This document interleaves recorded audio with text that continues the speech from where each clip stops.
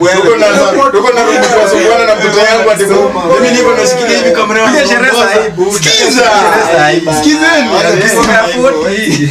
Utakuwa kiseto mzee. Kwa nyumba unasema mzee kale ka ploti mahali nafanya nijenge nimshike. Una create memories.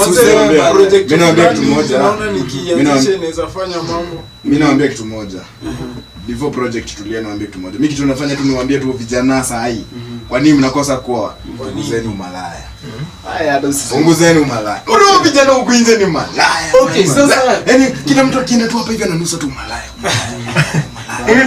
Sasa hii generation yetu ni ngori. Wewe umeona kwanza kuulize DZ kwa. Alani. Msmeka. Umeoa. mimi.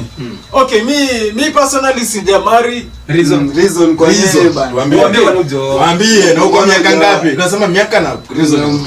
Hata miaka si important. Kwa nini? Unajua tunajua penye bracket. Unajua mimi sijaoa kwa sababu gani? Unacheki mimi naona like bado sijafika, unaona? Wacha nifanye mambo yangu yote, ni feel nimemaliza yote, alafu niaje ndo ni settle, sawa? Tunajua kitu moja. Ndo nitulie kwa sababu tulia.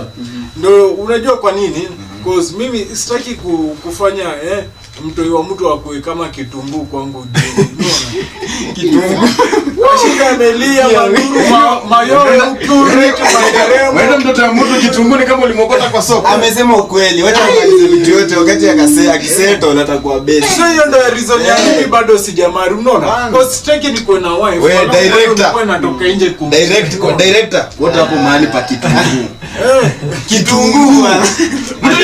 Unaenda msichana kitunguu. Bro, unajua ungetumia lugha nyingine. Kitunguu inatoa mwanaume machozi. Kwa sababu msichana alikutoa machozi. Kitunguu inatoa mwanamke machozi. Lakini generation yetu ni hatari. Sasa hii ningekuwa unajua like saizi ukiangalia babu zetu, wazazi wetu. Like unaona saizi si kama kitambo, hiyo generation vitu ni very different.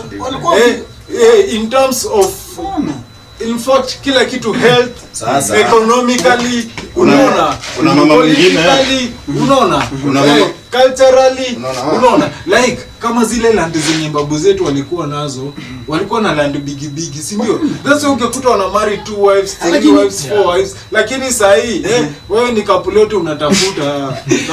Lakini hiyo maisha yao ilikuwa poa. Ukiwa na bibi wengi, that is part of wealth. Bado wewe ni katajiri fulani. Ukiwa na bibi 5, huyu 2, huyu 5. Lakini sasa ukiwa na bibi wawili, wewe ni malaya.